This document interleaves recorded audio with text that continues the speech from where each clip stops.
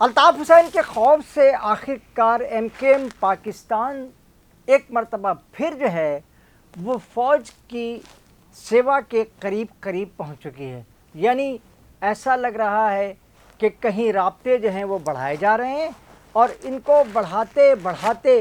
اب ایم کے ایم پاکستان نے یہ فیصلہ کیا ہے کہ 9 اپریل کو یعنی 9 مئی کو، یعنی 10 مئی کی جو واقعات ہوئے ہیں اس میں 9 مئی کو انہوں نے کراچی پریس کلب کے سامنے جو ہے وہ جلسہ کر کے یہ بتایا ہے کہ وہ رابطے میں الطاف حسین کے نہیں ہیں. لیکن اس سے کیا حالات کو ان کے حق میں موڑا جا سکے گا، اور کیا ان کو مسلم لیگ نون بھی قبول کر لے گی؟ یہ ایسا نہیں ہے. اس پہ میں آپ کو آگے بتاتا ہوں کہ اس کے بعد یہ آپ کو میں بتا دوں کہ ایک پوری کراچی کو کنٹرول کرنے کے لیے، کراچی میں اپنی دھاک بٹھانے کے لیے پیپلز پارٹی بھی عصر نو جو ہے اس نے کام کا آغاز کر دیا. اور تیسری بات میں آپ کو بتاؤں کہ اس وقت فوج نے بھی کراچی کی عوام کو مختلف زاویوں سے سہولتیں فراہم کر دی ہیں. اس کی تفصیل ہے کیا، اس سلسلے میں آگے بات کرتا ہوں. لیکن I request you all my viewers, please subscribe and like my channel. Thank you, thank you, بہت بہت آپ کا شکریہ. اینڈ شیئر اٹ، بہت شکریہ آپ کا. اس کے ساتھ ہی میں آگے آپ کو بتاتا ہوں. کراچی میں 9 مئی کے دن ایم کے ایم پاکستان نے ایک مرتبہ پھر جلسہ کیا، اور آپ کو پتہ ہے کہ اس سے پہلے 14 فروری کو بھی ایک جلسہ ایم کے ایم پاکستان نے کیا تھا. اور ایک ہی اسی وقت ایم کے ایم پاکستان جو تھی وہ گورنر ہاؤس کے اندر تھی، اور اسی دن خالد مقبول صدیقی گورنر سے خطاب بھی وہاں گورنر ہاؤس میں خطاب بھی انہوں نے کیا. لیکن مصطفیٰ کمال جو ہے وہ ایک اپنا الگ جلسہ کر رہے تھے. اس طرح سے یہ جو ڈویژن جو تھی، آخر کار اس میں خالد مقبول صدیقی صاحب جو ہیں وہ ایک مرتبہ پھر جو ہے اس خوف سے، کیا اس میں قصہ کہانی کیا ہے کہ یہ الطاف حسین کا خوف، آخر وہ تو لندن میں بیٹھے ہوئے ہیں اور نہ وہاں سے انہوں نے ابھی تک کوئی آنے کی کوئی اطلاع دی ہے، نہ وہ آنا چاہ رہے ہیں. تو یہ خوف تھا کیا؟ آصف علی زرداری، اس کا سلسلہ کچھ اس طرح شروع ہوا کہ آصف علی زرداری صاحب نے ایک ایسا ٹرمائل پیدا کیا کہ ان کی دوری جو تھی اسلام آباد سے، اس پوری دوری نے اور مجبوری نے ایم کے ایم پاکستان کے لیے کچھ راستے کو ہموار کیا. آپ کو میں بتاتا چلوں کہ ایم کے ایم پاکستان سے جب کراچی میں شہباز شریف سے گفتگو کی تھی، اور وزیر اعظم شہباز شریف صاحب سے، اور ان سے کہا تھا کہ جی آپ کے پاس ہمارے لیے ایک ہی آئینی عہدہ تھا اور وہ بھی آپ نے چھین لیا ہے، مسلم لیگ نون کو دے دیا ہے. تو شہباز شریف نے کہا تھا کہ دیکھیں، سیاست میں کوئی چیز جلدی نہیں ہوتی اور کسی میں کوئی تاخیر نہیں ہوتی، لہٰذا آپ کو بھی، آپ اسلام آباد بھی آئیں اور وہاں بیٹھ کر بات بھی کرتے ہیں. اور اس پوری صورتحال کے بعد جو ہے وہ کراچی میں ایک نئی سلسلہ شروع ہوا، اور وہ سلسلہ یہ تھا کہ آصف علی زرداری اسلام آباد کے ایوان صدر سے اور بہت زیادہ جو ہے وہ کراچی میں رہنے لگے.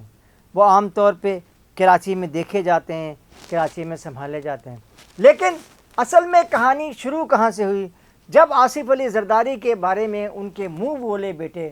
محترم جناب محسن نقوی صاحب نے کچھ کہنے کی کے بجائے صرف اشارے کنائیوں میں بتایا کہ سندھ کے مختلف ایئرپورٹ سے دبئی جو ہے وہ ٹرانسفر منی کا سلسلہ جاری ہے. اب آپ کو پتہ ہے کہ سندھ میں کراچی کے علاوہ بھی جو ہے وہ حیدرآباد میں بھی ایئرپورٹ ہے، اور سکھر میں بھی ایک ایئرپورٹ ہے، اور نواب شاہ میں بھی ایک چھوٹا موٹا سا ایئرپورٹ ہے جہاں سے کچھ فلائٹیں جاتی ہیں، چھوٹی فلائٹیں خاص طور پہ نواب شاہ سے بھی فلائی کرتی ہیں. تو یہ بتایا یہ گیا کہ جناب اس طیاروں میں بہت ساری پاکستان کی کرنسی جو ہے وہ وہاں بھیجی جا رہی ہے. جب یہ صورتحال سامنے آئی اور محسن نقوی صاحب کی، تو اس کے بعد الطاف حسین نے، جو ایم کے ایم پاکستان کے بانی ہیں، ہم نے پہلے ایک دفعہ یہ بتا دیا ہے کہ بانی تو شاید طارق وہ تھے عظیم طارق تھے، لیکن بعد میں ایم کیو ایم کے بانی جو ہے وہ الطاف حسین نے یہ ایک بیان جاری کیا، اور ان کا یہ ویڈیو جو ہے وہ پورے پاکستان میں وائرل ہوا، اور پاکستان میں اور لندن میں اور دیگر علاقوں میں ان کا ویڈیو وائرل ہوا، جس کے بعد یہ بتایا گیا، انہوں نے کہا کہ صرف 2 لوگوں کو معاف نہیں کیا جا رہا، ایک عمران خان کو اور دوسرا الطاف حسین کو، باقی لوگ لوٹ مار کریں، چور چکاری کریں اور فوج کے خلاف بولیں، یعنی نواز شریف کے پر ان کا اشارہ تھا، اور یا پھر وہ بہت لمبے چوڑے ہاتھ ماریں اور یہاں سے پیسہ دبئی جو ہے وہ شفٹ کریں، اور اس پوری صورتحال کو دیکھنے کے باوجود ان کے خلاف کوئی کارروائی نہیں ہو رہی، اور اگر کوئی کارروائی ہوتی ہے تو وہ ایم کیو ایم لندن کے خلاف ہوتی ہے یا پھر عمران خان کے خلاف ہوتی ہے۔ لیکن یہ تو الطاف حسین کا گلہ ہے، لیکن حقیقت کیا ہے؟ ابھی مجھ سے ایک صاحب یہ کہہ رہے تھے کہ ایم کیو ایم پاکستان جو ہے وہ جب تک فوج کی حمایت کرتی رہے گی، فوج کے ڈنکے بجاتی رہے گی، وہ کامیابی سے اپنے اقتدار کو برقرار رکھے گی۔ تو میں نے یہی پوچھا کہ آخر وہ کون سی پارٹی ہے پاکستان میں جو فوج کے خلاف بول کر پاکستان میں اقتدار میں بھی رہ سکتی ہے؟ ایسا بالکل بھی نہیں ہے۔ لہذا یہ پوری باتیں یاد رکھنی چاہیے کہ یہ جو آپ فوج کی حمایت میں یا فوج کی للکار میں یا فوج کی ساتھ کھڑے ہیں، تو فوج تو پاکستان کی ہے، اس کے ساتھ تو کھڑے ہیں، لیکن آپ ابو ظہبی کے فوج کے ساتھ کھڑے ہوں، آپ ان کی حکومت کو جو ہے سپورٹ کرتے ہوں، اور ہمارے دوست ممالک سعودی عرب کی آپ مخالفت کرتے ہوں، یہ ساری صورتحال جو ہے وہ آپ کو ایک ایسے کنارے پہ لے کے چلی جائے گی، تو اس سے آپ پھر باہر نہیں آ سکیں گے۔ جیسا کہ اب یہ جلسے کی اچانک ایم کیو ایم پاکستان کو ضرورت کیوں ہوئی؟ اس کی ضرورت اس لیے پیدا ہوئی کہ ظاہر ہے ایم کیو ایم لندن میں اور کارکنان میں کافی خلا موجود تھا، لہذا اس خلا کو پورا کرنے کے لیے، اور اب اکتوبر سے پہلے ایم کیو ایم پاکستان نے الیکشن بھی کرانا ہے، اس خلا کو مکمل کرنے کے لیے خالد مقبول صدیقی نے یہ ظاہر بھی کرنے کی کوشش کر رہے ہیں کہ وہ ایم کیو ایم لندن سے بہت قریب ہیں اور ان کے نیڑے ہیں، تو وہ آپ لوگ ہمیں ووٹ دیں۔ لیکن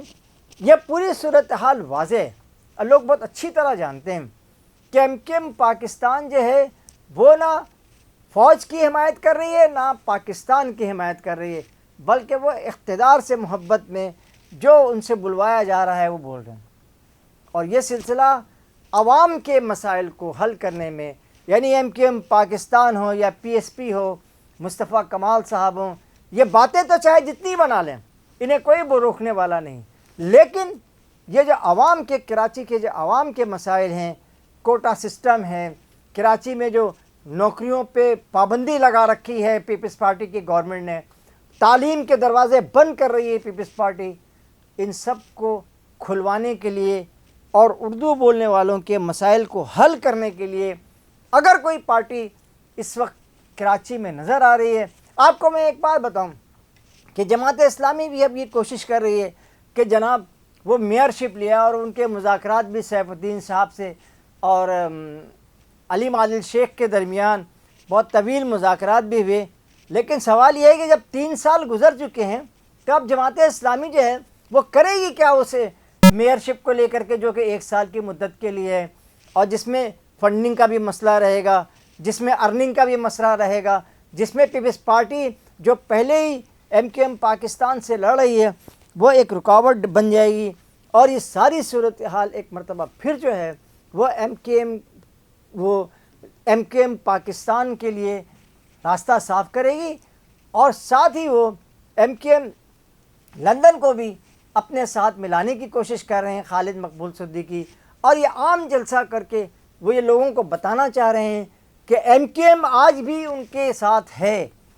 لیکن یہ بات میں درجنوں مرتبہ کہہ چکا ہوں کہ ایم کیو ایم کے کارکنان اور اردو بولنے والے